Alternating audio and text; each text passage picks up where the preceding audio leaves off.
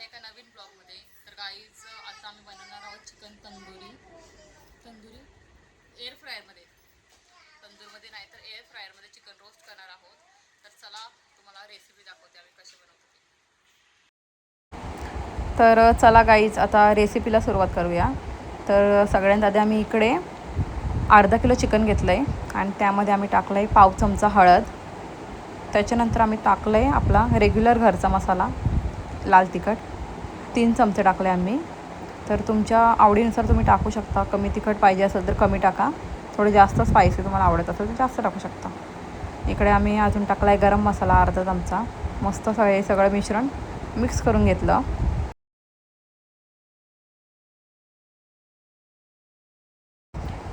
आता मी टाकलं चवीपुरतं मीठ. तर मीठही तुम्ही तुमच्या आवडीनुसार टाकू शकता, कमी जास्त तुम्हाला जसं लागतं तसं.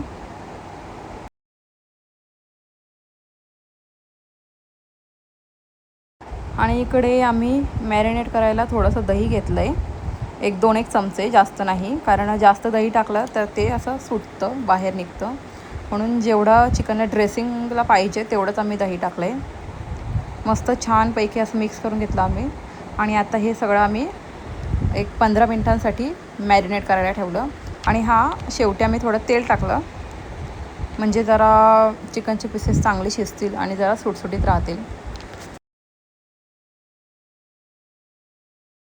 तर चला गाईज आता आपलं चिकन मस्त मॅरिनेट झालं आहे. आता वेळ आली आहे एअर फ्रायरमध्ये टाकण्याची.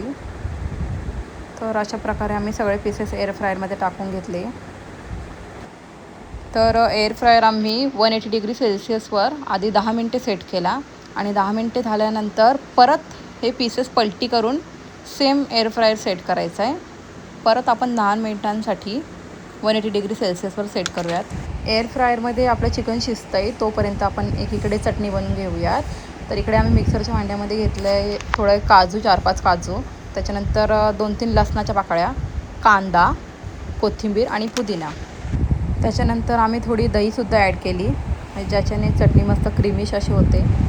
नंतर आम्ही थोडं मीठ ॲड केलं चवीनुसार. त्याच्यानंतर आम्ही आवडीनुसार मिरच्या ॲड केल्या. तर इकडे आम्ही 2 मिरच्या घेतल्या आहेत, तिखट मिरच्या.